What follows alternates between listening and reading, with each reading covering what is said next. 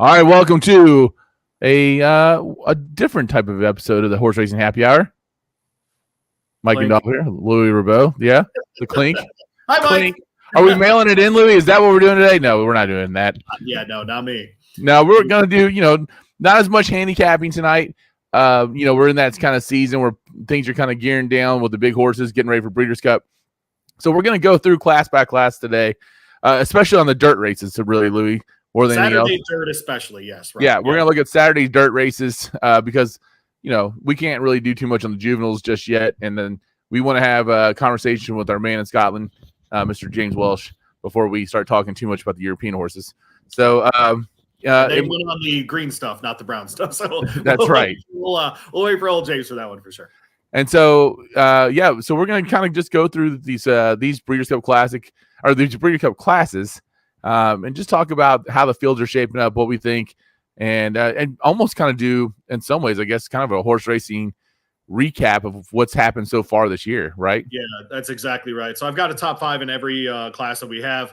I laid out all of the horses that were essentially able to be nominated for the Breeders' Cup so that Mike could have his comments as well, of course. And so I've already got a horse on here who I think is going to win. It's not even on the list. Beautiful. That's fantastic. So yes. We're looking, so that's fantastic. Is it Hot Rod Charlie? Oh, sorry, you just took it. Is not. It is not Hot Rod Charlie. It is not. I got Flightline in the Classic. Flightline in the Classic. Yeah, I'm just gonna make sure but I think he is eligible and I think he's still going. So it's just kind of surprised. So, but okay. We'll talk about it later. We'll get there. We'll tease that. Media section and grab the PDFs of the eligible horses who have points in the Breeders' Cup and went ahead and made the rankings out of that, because there are a lot of people who tell me that horses are running or not running, and then Forte retires today, and so who knows? I mean, it is what it is. And a lot can happen in the next couple of weeks, right, Louie? I mean, we see it almost every year. I mean, and then one thing also, I'm going to ask you this because I honestly just am interested in your opinion. Are we going to see another like Japanese influence here? I have one on the sheet that's not from Japan, but is from outside of North America that I think even on a dirt race, she's had a ton of success. The timing all makes sense. Is an absolute wild card in one of the races. And so we'll talk about her as we go. All right. Good deal. So, well, let's do a little bit of yes. The answer is yes. I apologize. You asked a question that I didn't answer. Yes, there is a chance. Well, that's what you media types do, right? So you media types. We only got one. Listen, on your show Wednesday, I got, taken to task by Issel because I only gave like a one-word Issel. And then you, my poor buddy, Ben Roberts, you guys were so rough on him today. It wasn't even funny. Yeah, that poor guy. Hey, let me give a shout out real quick as we know baseball playoffs are going on today to a Bellarmine pitcher pitching tonight for the Diamondbacks. And he pitched game 1 of the entire playoffs for these Diamondbacks. So good luck to Brandon Fott. And hopefully he can get it done today. Rookie season to be in this situation where the Diamondbacks have basically played themselves into a chance to go to the World Series is unreal. So, and they need him to be great if they're going to do it. That's exactly right. Yeah, they do. And they don't really what they need. It's almost like the game manager quarterback. They just can't have him blow up, right? And then hopefully they can get enough bats to go and. If he has a quality start, they're going to be. They just need him to give a good 5 innings, and that's it. So, there you go. All right, we're going to do a replay here first, and we're going to look at the Grade 1 Queen Elizabeth II Challenge Cup at Keeneland last week. We got no sound. Elizabeth the second Challenge Cup presented by Dixiana. And here's a Lucy Princess coming after Maj, and Mission of Joy tries to find room between that pair. Maj has the lead. Mission of Joy second, a Lucy Princess third. Lindy is up to fourth and coming late. Maj still the leader. Mission of Joy, then Lindy. Maj, Lindy running on. Maj, Lindy trying. Here's the wire. Maj takes it. Maj hangs on right there for the win. That race was any further, Lindy would have had it. So maybe, yeah. So interesting. Kurt Becker's a little louder this year at Keeneland. Yeah. Are the green coats okay with that? Are the beautiful rock formations at Keeneland okay with Kurt Becker being awake and showing emotion? Are they okay with that? Maybe they got him a new microphone. We're allowing now at Keeneland. Is this a different place? Do I need to talk to Dan Issel that his child is growing up and turning into a maniac? Who knows? Did you think his call was over the top? That's as excited as he's ever been. Okay. Well, ever. So I think his job is to be the calm announcer. It's Keeneland. It's the Masters, right? I mean, it is what it is. He should be Jim Nance. Maj is coming down the stretch, and wow, she's quite quick. And here comes a second challenger within a few strides. I mean, that's usually what he is. That's Kurt Becker. The good thing about Keeneland is it's at the time of year when you need to take naps anyway. So you throw on Keeneland, go to sleep. It's great. I almost went to Keeneland today. I was close. I texted TK. Almost went to Keeneland today. Have you used your PIN to get in yet? Have you used your No, I've not done that. But I texted TK and I was like, "Hey, are you going to Keeneland today?" And if he would have said yes, I would have been there. I just went and hung out at the cigar club up in Lexington for a little bit and did some work. So you were out in Danville today? I was up in Lexington today. Yeah. It was, it was like it was right there, and I was like, yeah. Hey, do I go to Keeneland and get nothing done? But I gotta say, I connections immediately afterward are like, oh yeah, we're gonna stretch her out to 1.5 miles, and it's like, why? Yeah. What do we do? Or 1.25 miles, excuse me. Why? Why are we stretching to 1.25 miles with this horse that obviously wants to be, on near the lead, whatever? Why are we not trying the turf mile with her? I don't know. Maybe there's just not a shorter. Going the extra distance, I just think is unnecessary at this point, especially for a 3-year-old. She doesn't need to do it. She can do that next year. She can do that in 2 years, whatever. I don't know why we're, that group, at least I shouldn't say we. I don't have millions of dollars to own a horse like Maj, and so that one I don't understand. I would push back a little bit on her extending out like that. So we could have Maj and Mage win Breeders' Cup races. It'd be beautiful. Hey, Louie, let's remind people kind of what we got going on Breeders' Cup week. We're going to be doing our thing out of Chef's Cut, right? Yep. Is that for real? Yep. November 1st, we'll have our live episode from Chef's. We'll do that like we usually do for big race weekends. We'll have our normal crowd. Some added potential celebrity guests as well. Might have some fun with that. I don't even know what this is. You don't even know yet, which is great. And so we'll work on that. Mike and I fly to Los Angeles on Thursday. We will do a late night pod on Thursday, probably just a quick check-in pod when we get to town. And then Friday, obviously. Why? Okay, you don't have to be on it. Never mind. And so other people who are going to work will do it. And then we will there's not anything to talk about. We're going to get on Friday morning, right?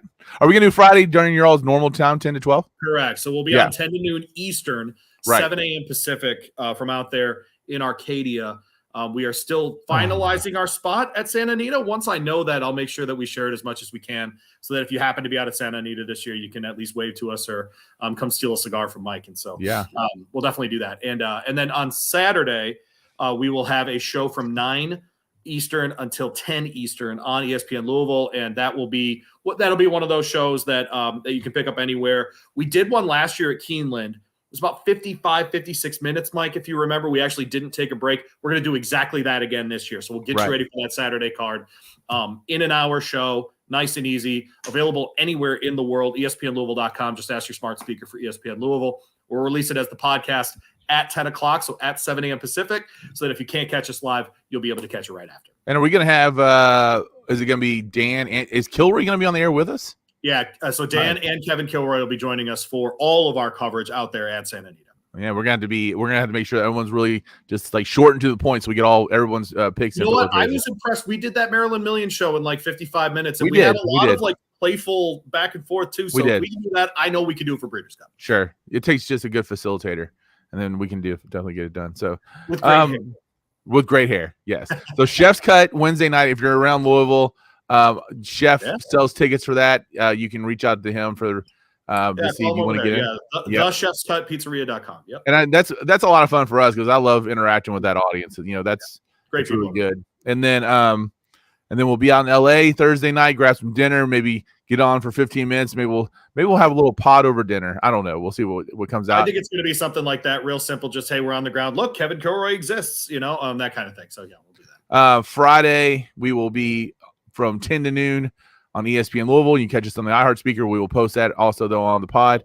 And then Saturday, we will be there, like Louie said, 9 to 10 a.m. So it's going to be nice because, some things, but if you are at Santa Anita, we will have a single barrel cigar for you. And so there it is. Those are arriving tomorrow at my house, and so we'll have a nice selection of those. We'll make sure that the first, I think it's the first 10 people that come find us at Breeders' Cup will get a cigar. So there you go. Nice. All right, good deal. All right, so let's get into it, man. Yeah. Let's go through it. Let's go through these fields, and we're gonna start with the Philly and Mare Sprint. I think this is a more intriguing matchup. I mean, I think you got. I mean, this is a great field. I mean, you're top 5 right off the bat.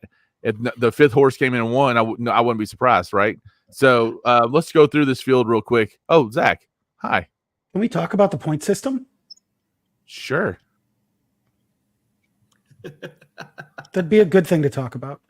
We talk about the point system. There is a qualification system for Breeders' Cup, and if you are wondering what that looks like, the selection process is essentially that a maximum of 14 starters can be in the gate for each of the Breeders' Cup championship races. So obviously the track at different places, sometimes the turf sprint, the dirt mile have been limited to 12 starters, but generally speaking, I know that at Santa Anita, they're capable of carrying 14 for most of their races.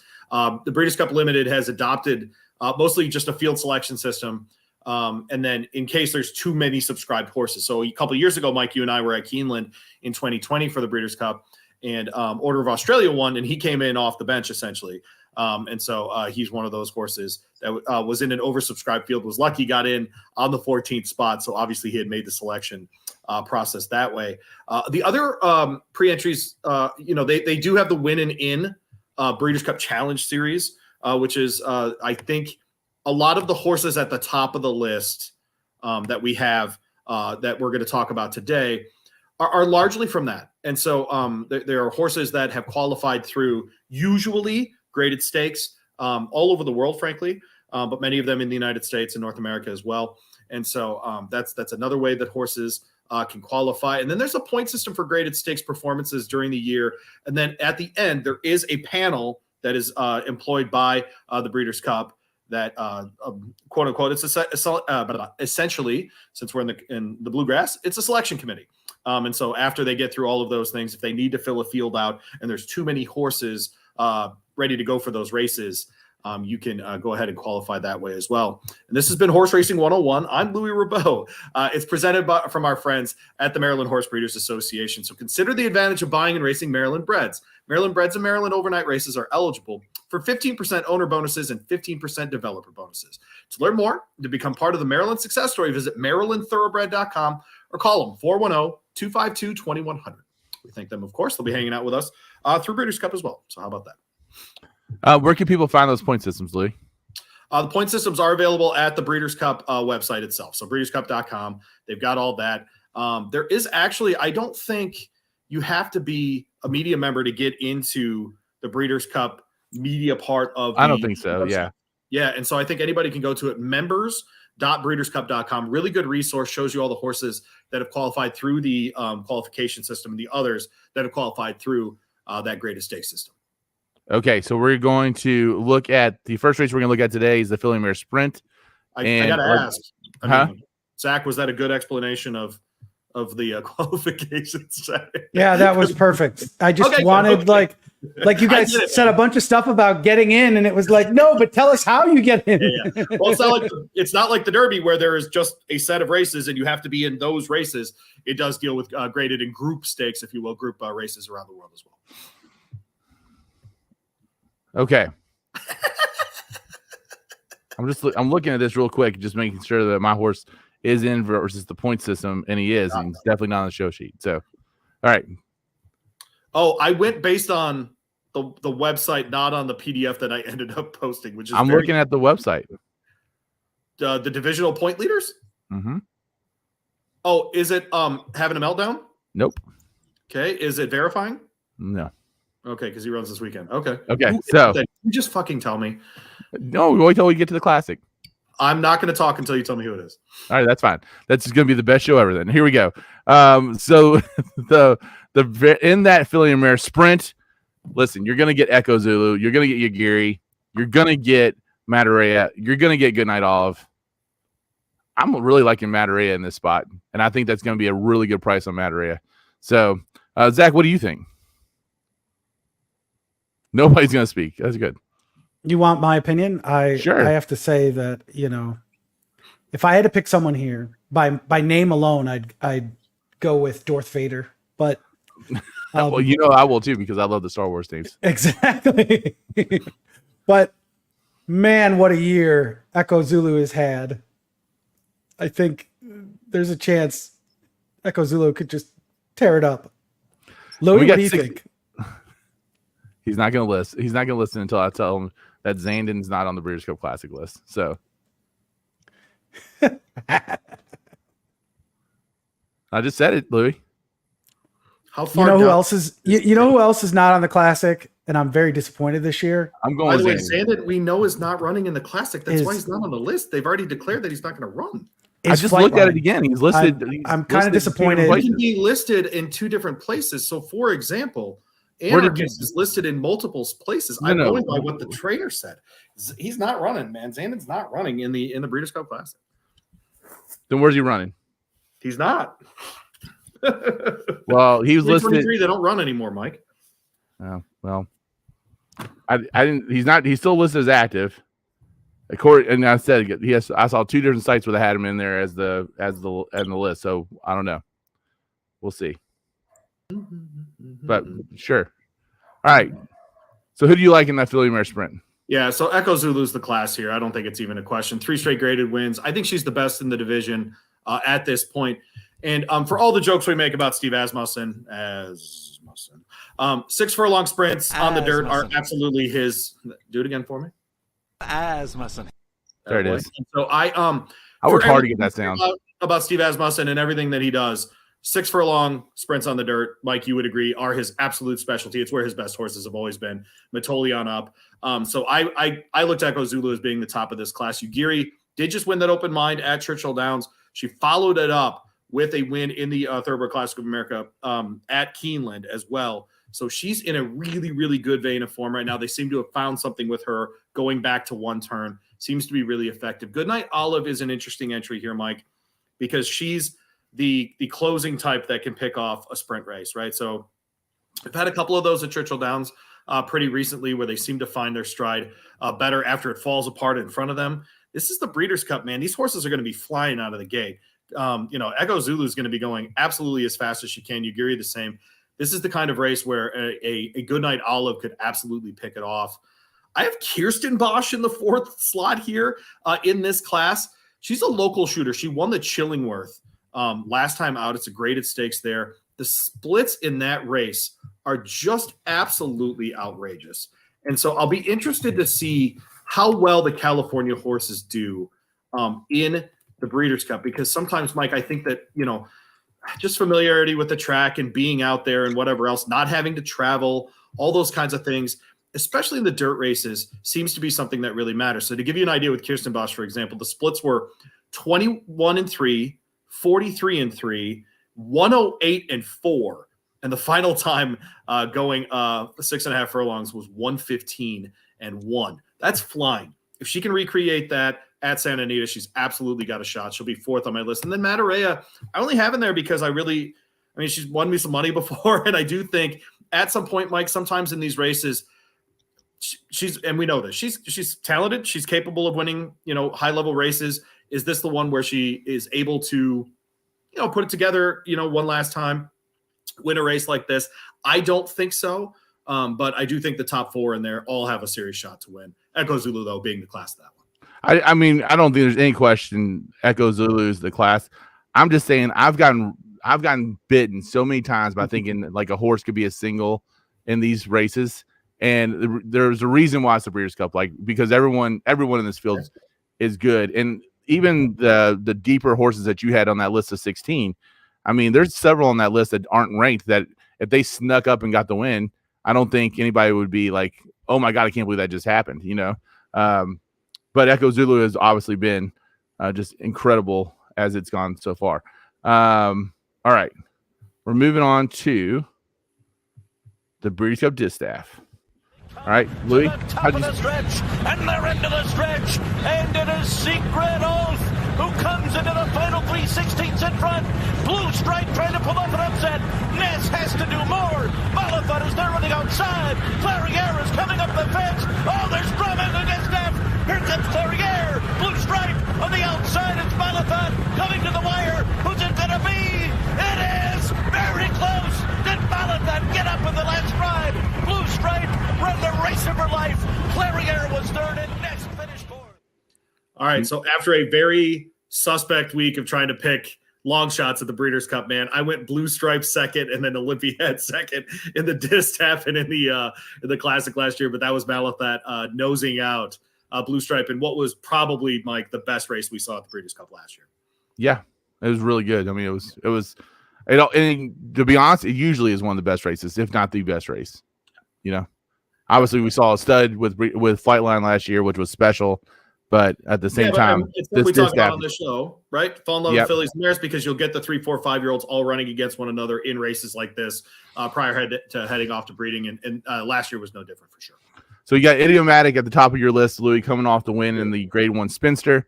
Talk a little bit about why she's your number one. You know, it's interesting, and we've learned this on this show, Mike, just from getting to do some of the work that we've done, where the old biases of where horses break their maidens and where they start and where they train are starting to go away, especially in this region. So, you know, Wet Paint breaks her maiden at Horseshoe Indianapolis, goes off and picks off a bunch of races on the Kentucky Oaks Trail, for example.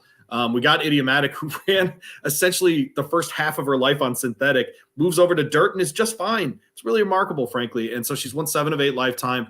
She's won 4 straight graded stakes, including 2 grade 1s. She's just the class of the 2-turn fillies and mares right now. And so I fully expect her to be part of the equation when we get to that Saturday out at Santa Anita. If we're talking local horses, we have to talk Baffert, especially when we're talking dirt, Mike. And I think Adair Manor in this case, with 5 straight wins and 4 straight graded wins, with that Baffert connection, with all of those things, is just going to be comfortable there. She's going to know the course. She's not going to be, the paddock training is going to be pretty easy for her, for example. And so I think she's got a real serious shot here, just because she's going to run a running style that it's going to be come get me, essentially. And so I think that can always win races. I do think Idiomatic's a little bit more talented, but we'll find out. That's why I'm already excited for the distaff, Mike. This is great. I'm so glad we're doing this. And then Ceiling Crusher, man. Go ahead. Well, we got, just to mention some of the people, the females that we've seen there before, like Clariere, stuff like that. What kind of chance do you give a horse like that? Like a Clariere? Yeah. Oh, if she runs a race, she's going to be there. If this last year was a nice reminder of this. The Blue Prize, who's 22-1, right?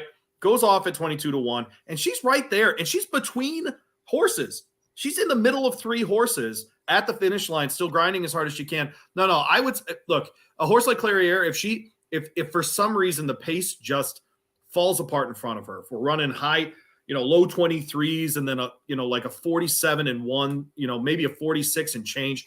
If we get into that, that's where a Clariere can kind of sit off and just pounce. That absolutely can happen. And I think the distaff has shown us that while horses like Malathaat, who are all timers, who are really, just exceptional mares, definitely are usually the ones who win. It definitely can turn the other way as well.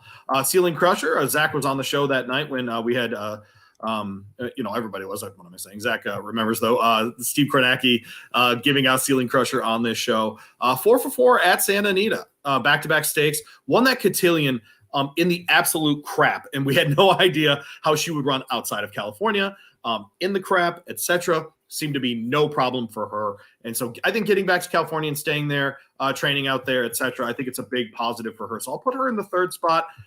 That might be a bit of an upset for people, but I think she belongs. Pretty Mischievous, man. Had the best first half of the year for a 3-year-old filly that we've seen, frankly, in a while. It's been a minute. She was that good. The Kentucky Oaks, the Acorn, wins the test, of course, under bad circumstances. Second in the cotillion in the slop. I'm not going to hold that slop against her. That, if you remember, Delaware, Monmouth, and then Delaware and Aqueduct both canceled the day that they ran the Penn Derby, and they ran anyway in Philadelphia. That was an absolute monsoon / hurricane of a situation, and so I would be surprised if she doesn't bounce back and have a really good performance here. Go ahead. I'm actually just fascinated though too. I mean, you mentioned the West Coast horses that could come in and do something, and and we're going to see a horse who hasn't run in a while. But Feza, do you think Feza could jump up and like just surprise people here? She's capable, but tossing Baffert at Santa Anita, famous last words. That's right? Yeah, I mean, exactly right. Really is. I mean, if Baffert's putting her in this race, he thinks she has a shot. No, you're right. And we haven't seen this horse run since the Black Eyed Susan, but at the same time, or maybe that's where she just last got points in this thing. I mean, she was pretty dominant at Santa Anita in the first half of the year. Black Eyed Susan's her last race, man. She's coming off a huge layoff. That's what I really wonder about is, obviously the Baffert horses run well fresh and off layoffs like that. But, man, against competition like this where you're going to have other horses that, maybe they're training up, but it's only been 2 months that they've been off. I think that's much of an advantage. And then Belleza de Arteaga, man, I don't know what to do. This horse has won 9 straight races, 5 straight graded races. Wow. But it's in South America, and that's not what we're used to for being upset-minded. But then Blue Prize is an Argentinian. She ran huge last year. Huge. Now, that was after a bunch of races in California, and she'd obviously moved north of the border. Please don't bombard me with that. But, I just wonder once in a while if this is the kind of horse, because we saw in the distaff a couple years ago, like you mentioned earlier in the show with the Japanese entry, that we just weren't ready for, right? I mean, that's just not ready for. Could Belleza de Arteaga be that horse? I don't know. That's why she's on the list. And Ceiling Crusher, who we mentioned before, was actually not even Breeders' Cup nominated. So they had to, pay the supplement. Had to pay that supplement there. So pretty interesting stuff right there. All right, good stuff, Louie. We're going to go on to the Dirt Sprint. In the Dirt Sprint, I think this is another one where a lot of people are going to have this as your number one. Elite Power up there as the top choice. Talk about what you like about Elite Power. Yeah, I do have him on top. I think that the 8 straight wins before the Vanderbilt showed what he really is. He's a winner. He likes to pass horses. And in these sprints, especially in the Breeders' Cup, it's going to be an all-out, especially Gunite is going to go. It just is. It's what he does. He gets out there. He says, come catch me if you can. He goes slower in the last furlong than he does in any of the others. And if you can catch him, you can. If you can't, you can. And it just is what it is. And so in my mind, Elite Power is going to be the one that's going to be the best at sitting off the pace, picking off horses as they try to do their thing up front. And maybe he would be that one just to pick him off. You're also going to get Irad in that saddle, and he is as good against other great jockeys as anyone on the planet. Gunite, though, won a grade 1 this year. He's the fastest sprinter on the male side, but it doesn't mean that he's going to win necessarily, and it doesn't mean that he's going to be in first place when they hit the line at Santa Anita either. There's a reason he's behind is because he's won 2 of his last 4, and again, Elite Power 7 for 8 before the Vanderbilt, in which he finished second. Wild card, I think of the entire weekend is the Chosen Brawn.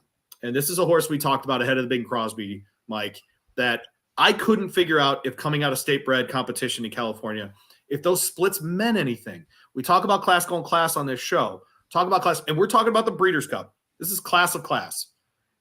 Is the Chosen Brawn in that class? He's a grade 1 winner at this point, right?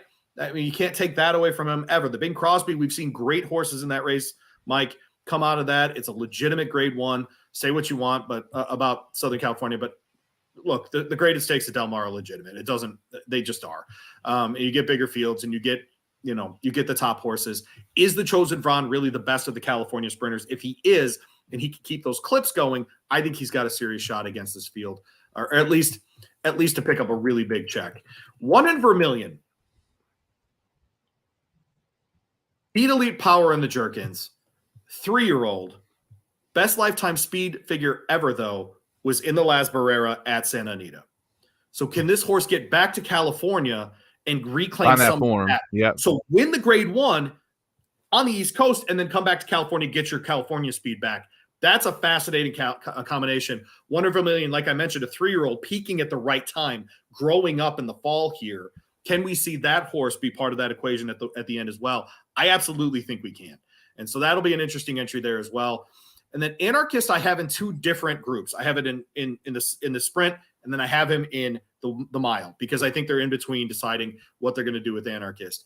Anarchist did win the Pat O'Brien at Del Mar 4 times at Santa Anita, 4 second-place finishes. So interested to see if he can just push through on a field like this. I have him 5th for a reason. I don't think he's as good as the other 4. Fascinated by the Chosen Brawn as a local wild card. I think that Wondered Vermilion might not win it this year, but I think that's a horse that they continue to race him could win it next year, the year after. So if Elite Power was to win, be only the third horse to win this sprint in back-to-back years. The other two being Roy H., who won the 2017, 2018, and then Midnight Lou, 2007 and 2008. So it happens every 10 years, and this is not on that 10-year run. So we'll see if Elite Power can break that trend, I guess, a little bit and get that W. I think we covered that Roy H. win. We did. Yeah, the last one. Show, yeah. Yep. So, all right, we're going to move down to the Cody's Wish Dirt Mile. So, although I would say Cody's Wish has shown a little vulnerability here lately, right? So, the rail gunite, Cody's Wish coming up on their outside, and the three of them will turn for home together, and they're into the stretch. It's Cody's Wish and Cyberknife. Slow down Andy in between horses, down to the final 16th. Cyberknife on the inside, Cody's Wish on the outside, down the center of Slow Down Andy. They're coming down to the finish. Here's the wire. Oh, the wish has come true. That one's for you, Cody. Cody's Wish has won the Breeders' Cup. Great moment there. Larry Collins. There you go. Yeah. Cody's Wish. It's obviously it's a great story, Louie. But we just talked about it. Like it's really difficult to win these races in back-to-back years. Cody's Wish, capable for sure. Lost to White Barrio in the Whitney, but did win that Vosberg last time out. And of course won this race last year. Who do you like besides Cody's Wish, or do you think Cody's Wish can take on Flightline in the Whitney this year? That horse was moving. It was unbelievable. But look, Cody's Wish, 2 turns, that's where you get worried. Now, he did it last year at Keeneland, as we just played, right? So he got over the 2 turns for the mile, no problem. If you are in the urban handicapper, sniper, Barry Spears camp, the 2 turns doesn't matter. The mile matters, right? He's right. If you consider Keeneland last year, trying to stretch out past that, they had thought about the classic for this horse, decided against it.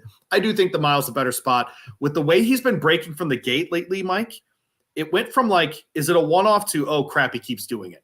And that's not good against Breeders' Cup competition. And so I don't want to say he's quote unquote vulnerable. Look, he's the class of this group.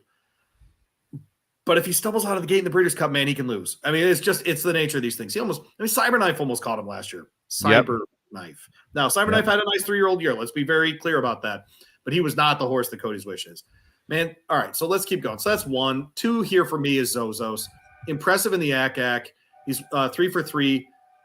Last 3 out at a mile. Is everybody all right? Little I guess the storm's rolling through is bad enough that they need to sound the storm. Is it raining at your house? Sheesh. I don't know. I'm in my basement, so don't worry about it. I'll talk for a little minute here. The only thing is here, remember, and the Breeders' Cup site matters a lot for the layout of the track. We talk about Saratoga, we talk about Ellis Park, and their 1 mile chute, which is essentially a 1.5 turn race when horses run at a mile there. Churchill's not like that. It's a pretty straight run down the stretch. It's not a hard turn at all to get onto the main track at Churchill out of the mile chute, where they also run 7 furlong races around the corner here. And Zozos, great at a mile, didn't need to do any work to win the ACAC. We also watched Senor Buscador win that race and then try the 2 turn at Keeneland. Didn't love it. I think Zozos now is a better horse than Senor Buscador was when he ran in the Breeders' Cup. Now, since then, Senor Buscador has won graded stakes out in California at 2 turns, longer distances. He's shown it as an older horse. But at the time he was in the Breeders' Cup, I don't think he was as good as Zozos is right now coming in. So interested to see if he can keep it going. Like I said, 3 for 3 on dirt at a mile, his last 3 out. Practical Move is slated for this field. 4 straight wins, 3 of those at Santa Anita, 2 grade 2s and a grade 1. Second off the layoff here. Love that. Practical Move trained by Tim Yakteen down there in Southern California. So the horses can be able to train and stay at Santa Anita as long as they need to.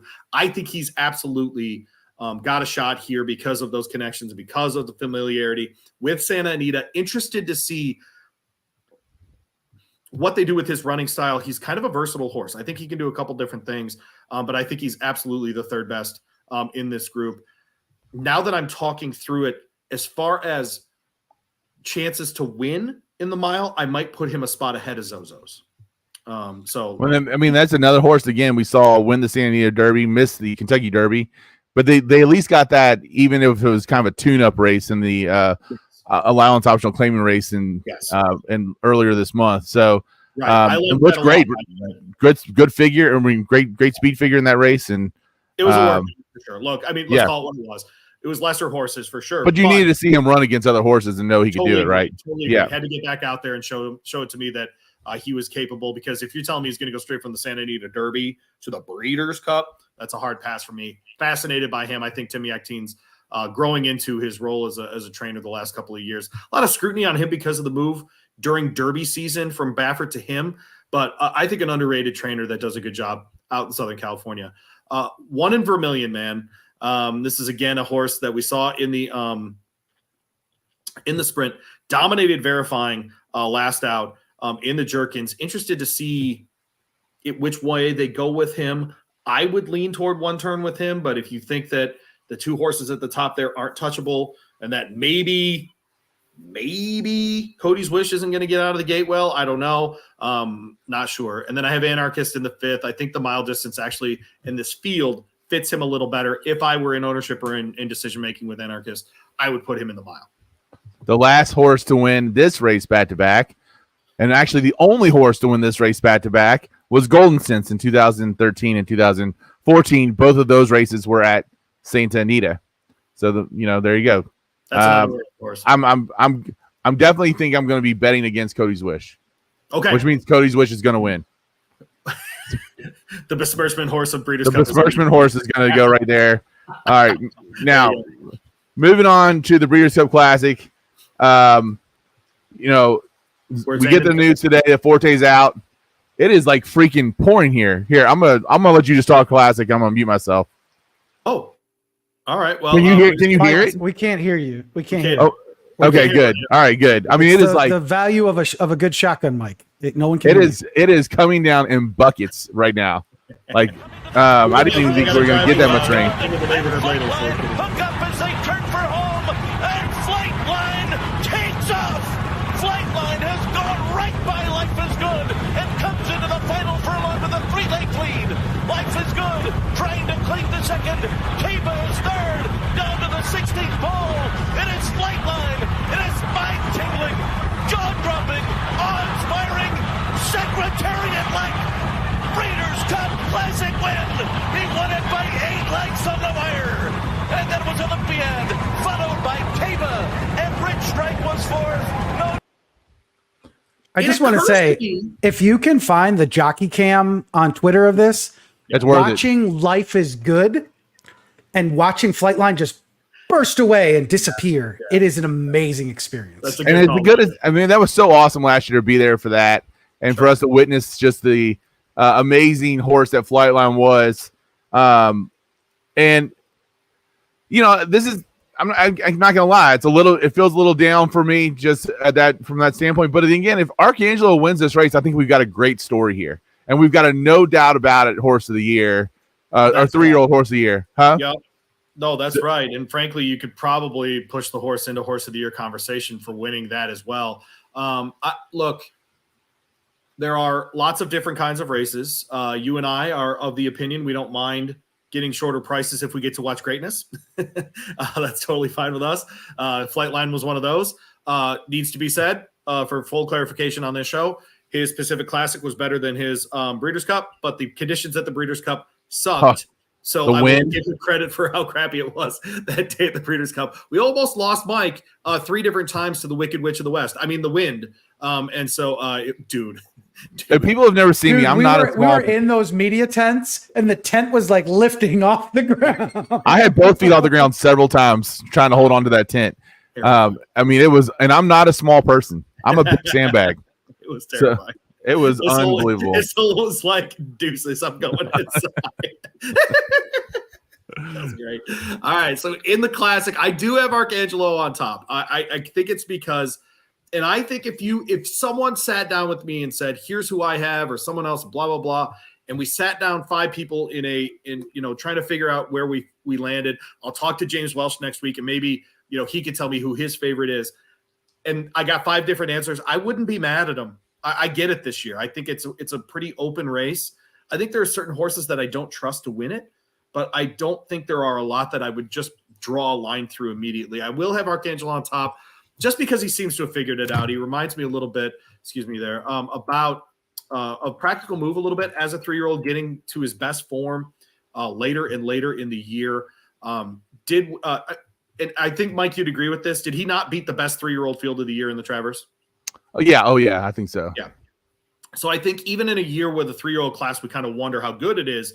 We get a chance here in the Breeders' Cup to find out, especially on the dirt side, right? And so I think Archangelo, for me, is on top just because he's been so consistently good the last 4 races. Arabian Nights, the local shooter, man, 3 for 4 lifetime. His only loss is a trip to New Jersey in the Haskell. That trip was never going to win workout. Comes back, front runs, and wins the Pacific Classic. Guess what you can do in any race? Get to the front, stay in front, and win. If he can do that here with this group, then if they can rock him to sleep and run decent fractions, high 23s, high 47s, and kind of cruise around at Santa Anita, I think they can do it. And again, the Baffert connection at Santa Anita, leave them out at your own risk. It's a way to make money for sure, but you're probably throwing a ticket on the ground at some point. I love Go Rocket Ride, man. Go ahead. I want to know, seriously, I want to get on this though. So I'm literally looking at a news article with Chad Brown 4 days ago talking about Zandon running in the Breeders' Cup Classic. Oh, good. Okay, then I saw the wrong thing. That's great. Okay, I just want to make sure because I think that horse has a 4-year-old nowhere near my top 5. Oh my God. We'll see. I'm going with it. All right, go ahead. So, this doesn't change my broadcast day at all, but now it does. Go Rocket Ride, I think, is one of the better 3-year-olds as well. I think the Haskell was the best win by any 3-year-old in any race this year. I think he was really close to the Pacific Classic, just ran out of time. I think any other kind of pace scenario, he wins there. I think we'll get a different pace scenario in the Breeders' Cup, and he's got a serious shot. Listen, people. Listen. I love you. It's White Barrio season, people. It really is, though. Season. It's amazing how much this horse has improved. Listen to me, people. Y'all doubted me. That's right. White Barrio drink. That's right. You doubted it. Doubted it. White Barrio shows up, winning performance. Was the best performance this year over 2 turns of any horse in North America on dirt. And so let's be really clear about what he did. I don't love the training up to the Classic. All this time off for him.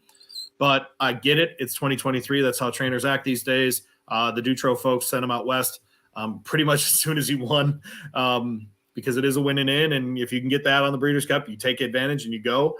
I get it. I get it for the connections. If he runs that race again, he wins, Mike. I mean, it's pretty simple. He runs that winning race again. It was the best one in North America this year. If he does it again, he will win the Classic.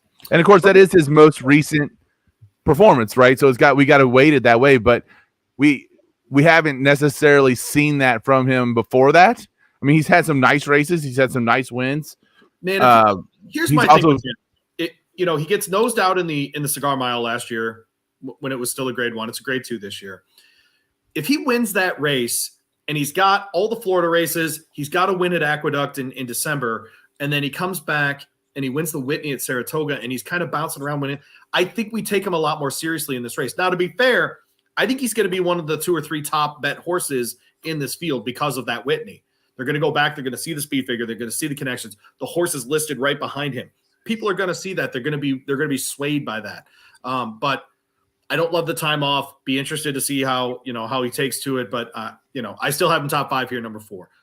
Okay. I went a little wild card with number 5 with Bright Future, who did nose out Proxy in the Jockey Club Gold Cup for Todd Pletcher. And anyone listens to this show knows I'm a huge fan of Pletcher, how he operates, how he places his horses. Bright Future is another one of those rising horses getting better as the months go by. I expect him to be at full strength and very good in the Breeders' Cup Classic. So 1, 2, 3, 4, 5 are Archangelo, Arabian Night, Go Rocket Ride, White Barrio, and Bright Future. And like I said, I think I could sit down with 4 other horse racing people and they would have a totally different pick, top 5. Yeah, I think so too. I just want to say 18 months is a long time, but I put $50 on White Barrio when you said he was going to win the Derby. That's all I'm saying. That's right. And it's a little unfortunate too. Like, I remember last year, like 12-1 on White Barrio too, so it's a whole thing. Yeah. Anyway, we didn't get to see Taba have the season that we thought we would see him have. It's the group of older horses have kind of rode off into the sunset, right? And then the 3-year-old class is maybe not shaking out exactly how we thought it was going to shake out. So, but listen, I think Arcangelo wins. It's a great story, and Arcangelo, just because that horse didn't run the Derby doesn't. We've seen plenty of great 3-year-olds that did not win, that did not run in the Derby, right? So, like Airgate, for example. So, and I loved having Jenna on the show. Oh yeah, it was huge. It was awesome. It's great that she won the Belmont. It's great that she won the Travers. But in the national scope of things, Breeders' Cup Classic gets her a lot more exposure and is a major positive story for horse racing that we could sorely use. I 100% agree with that. And of course, his daddy was Airgate. So, let's go for it. So, all right, Louie, anything else you want to add about Breeders' Cup season? We'll get into it, man. I'm already little kid excited about going out there. So it's just going to be great. First time to Santa Anita for both of us. I've never been to Los Angeles. I don't know. Oh, really? Yeah, I've been all over California, all over the West Coast, Phoenix, Vegas, Denver. All over the place, Austin, everywhere.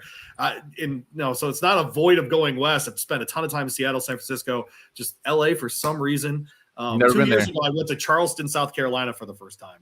And I had been all up and down the East Coast. So sometimes you just have these voids in travel, and I'll get to check off a big one here. I'm trying to think what it is for me. I'm going to South Dakota for the first time next week. I don't think Sioux Falls counts as much as LA, though. Was it you that made a comment about the governor? Oh, yeah, she's hot. She's good looking. Right. She might be crazy. I don't know, but I have no idea about that, but she's hot. So. Oh, no, Zach. I've never stopped in New Orleans. I've driven through it like highways. I've never stopped in New Orleans either. Stopped in New Orleans. That's my massive hole. I just want to stop in New Orleans and spend. We're some going time. to the Springs. So whatever. That very well could be mine too, Zach. I've never stopped. I've never been to San Antonio. I've been to LA twice, so I've been to Dodger Stadium twice. I saw the Dodgers play the Yankees, and I saw the Dodgers play the Cardinals. So, and then I saw I guess it doesn't really count when you go to Anaheim because Anaheim's not really LA. So, I saw those Angels play here recently against the Reds. Maybe saw Shohei Ohtani's last pitch ever. I don't know. That's right. Hey, it is time to get into handicapping. Wanted to remind people about Gold Book Bets. GoldBookBets.com. If you buy the book this weekend, we'll get you in for 40% off the Breeders' Cup package that we're going to have in a couple of weeks. So head over there, goldbookbets.com. Go check it out tomorrow. We'll have racing from Keeneland along with some bets. If you're in a sports betting area, we'll have you covered as well for a couple of college football games tomorrow night as well. So get in goldbookbets.com. We had our best sales day ever outside of Derby week today. Nice. Well, we had that big special going on, right? People. Get in now, 40% off a Breeders' Cup if you go in and buy any of the next 3 days, goldbookbets.com. So that's the 20th, 21st, and 22nd of October, whenever you're listening to this. All right, so we're going to talk real quick about race 6, the Perryville, which is a 7-furlong race on the dirt for 3-year-olds, $250,000 on the line at Keeneland. Have you been to the Perryville battlefield? Oh, no, I've been to this race. I've not been to the battlefield yet. It's supposedly very, very haunted. If you're into that kind of thing. Okay. Yeah. Who do you like in this race, Louie? I'll just watch the X-Files instead.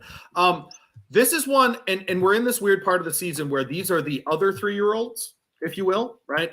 These are the guys that essentially, you know what, Mike? This is a grade 3 minus. Okay. We haven't had a grading system in a while. You're going to upgrade it? I'm upgrading it because Confidence Game, Race Kane, obvious Kentucky Derby starters.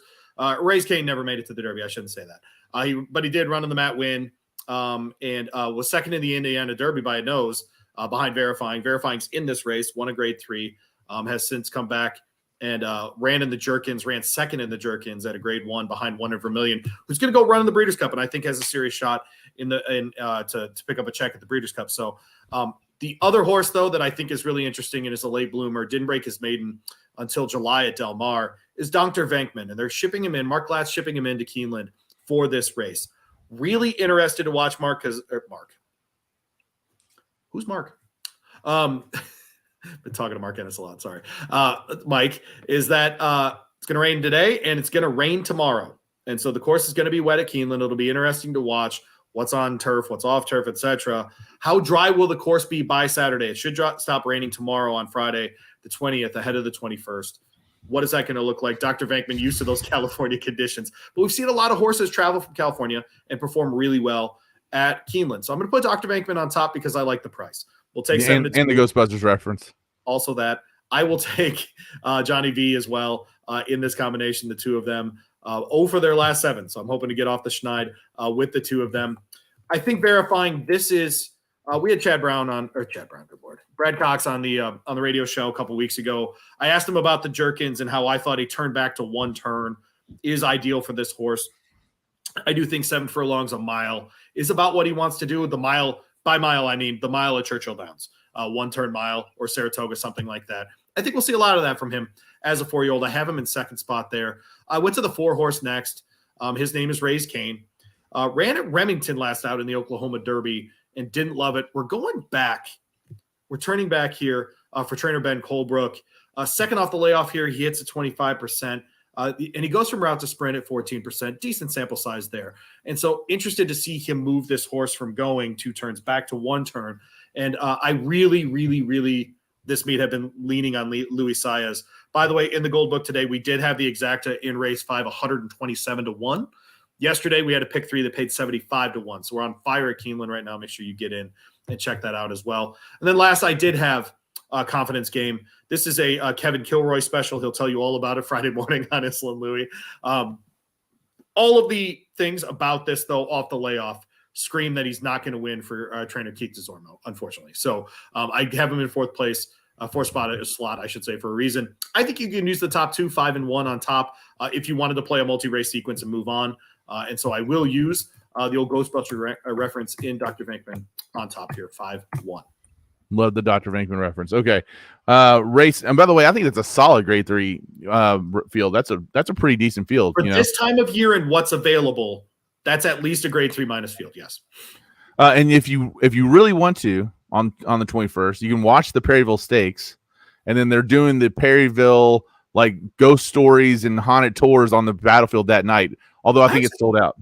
Zach, are you into that stuff? I actually don't know because I do look, I love the X-Files, for example. Like I love those kinds of stories and that kind of stuff. But I didn't know if Zach's a ghost guy. I actually don't know this. No. Like you don't believe it, or like it freaks you the hell out? It definitely does not freak me out. I am way too like low key about that kind of stuff. Got it. I mean, it'd be fun if it was true, but I'd rather the telekinesis was true than ghosts. Like that we're getting visited from other dimensions by UAPs. That would be awesome. Multiverse, aliens. These are all things I would rather believe in. I have those moments where I'm like, aliens are real. They have to be, right? Like statistically, but statistically ghosts, they have to be. I'm like, I don't know. I believe in both.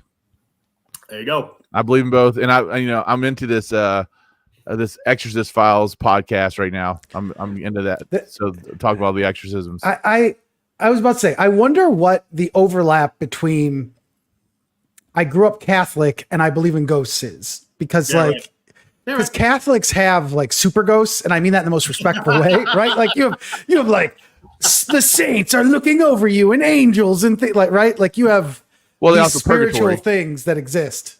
Yeah. Communion of saints and all that stuff. Sure. Yeah. I get it. There's a lot, by the way. Yeah. Let's go on to the Raven Run. Grade 2 Raven Run here. 7 furlongs on the dirt. 3-year-old fillies. $350,000 purse. Louis, where'd you land on this one? Man, potential future superstar in here for Brett Binkman. Brinkman of all things. Look, daughter of Lord Nelson, bred her for $10,000. Wow. Already won $268,000 as a chance to pick off another $100,000 check here. The 7 horse under Tyler. I want to warn everyone. If I pick Tyler in a race, the horse finishes second. If I don't pick Tyler in a race, that horse wins. The horse wins. No question about it. And so I think not only is she most likely to win, I think that if you wanted to get skinny, this is your spot. She was excellent at Delaware in a listed stakes, comes back in the grade 2 Prioress at Saratoga, not as the favorite, by the way, and wins by 8 3/4 lengths in September. They obviously were pointing for this, did a great job with her as well, getting her ready. She's actually moved to Keeneland within the beginning of the month, at the beginning of October, getting her ready for this race, getting her comfortable at Keeneland as well. I think she's your chance at a single in the late sequence if you wanted to use her in that way. The 4-horse here is an interesting one as well. In Vava, we've heard her name a couple times this year for Cherie DeVoe. She hasn't won at Keeneland yet this meet, but she does get Johnny V in the saddle for this one. 2 of them impressive, 4 for their last 13 together, 38%. Interested to see if they can keep that kind. 5 for 13 going. See if they can keep that kind of percentage going. Did win last time in that Charlestown Oaks, but it was over wet, fast conditions. A lot of horses just didn't like it, but she did beat Undervalued Asset, who I think is a fine 3-year-old filly in that race by open lengths. And so interested to see if she can continue that form into this one, the 6-horse in this race. Excuse me, just lost my notes. Is Dazzling Blue for Brad Cox. And so was in that Prioress, didn't go well when she was there. Before that, she was right behind Maple Leaf Mel in the Victory Ride, a grade 3 at Belmont. The horse has been training at Ellis Park of all things and has been training really well. Seen some of those workouts. Last time she had, that opportunity at Belmont in the Victory Ride, she was really good. Threw in a clunker last out. Brad Cox does a really good job of getting horses ready for races at Keeneland, so I do have her in the 3rd. I have a super long shot that I think is really interesting here that you have to once in a while. I did I did this on Maryland Preview Day, and the horse missed in the turf sprint. Mike. Yes. The 2nd place Louis long shot was back. It crippled my soul. Yeah. The 3 Nom de Plume, Flavien Prat, Paulo Lobo. Hear me out. Highest lifetime speed figure is 77. But this is a horse that went from 68 to 73 to 77 from Turfway to Ellis Park on the grass. Paulo Lobo's moving this horse to the dirt for this race. I have good news. He goes turf to dirt over his last 54 starts at 24% winners. He brings horses off a 2-month layoff back at 19%. And you get Flavien Prat, man. I think all of the angles line up here, and you get Flavien Prat. There have been some not so great morning lines at Keeneland this meet. I'm not going to be mean about it. Nick's talked about it. I think he's a little stretched too thin. They've gotten better this last couple of race days. I would say the last 4 or 5. I think Nick's done a nice job. They were way out of whack early on. But to be fair to him, Keeneland is so boutique, man. It's hard to predict who's going to be great and who's going to be good coming out of Kentucky Downs. Sure, Louis is going to be worth a damn after breaking his collarbone. That kind of stuff. Hard to predict those things early in a meet like Keeneland. He's really settled in after that. I think 20-1 is probably what you're going to get here, and I'm interested to see her and what she can do here. Broker Maiden in 2022, first asking in December at Turfway, comes back, runs in February, takes all the time off. Runs at Ellis in August, wins right away. We're getting Flavien here. Give me the horse that Nom de Plume, 20-1. That's a delicious price. Include her in your exactas and trifectas. Yeah, I love that pick, actually, Louis. I think it's great. So you never know. I mean, just how races set up and whatever else. If she looks like a horse that wants to be out there and who wants to be in the business. Yeah. Exactly yeah, absolutely. All right, let's pay the tab. Let's get out of here. We thought this would be a quick show. We still did an hour. But, that's what happens. All right. Louis? What's that? You got Zandon number 1? No, I still think Archangel number 1, but I like Zandon in my top 3. Okay, how about that? Nice. Yeah. So I got Chad Brown's number. Maybe we'll try to get him on the pod. That's right. The weird what restaurant? We were at some Mexican place. We ran into Chad Brown. Senor Iguanas. over by U of L. Yeah, and there's Chad Brown at the bar. So man. Yeah. All right. Well, we're going to pay a tab. We're going to get out of here. We'll see you next week on the Horse Racing Happy Hour.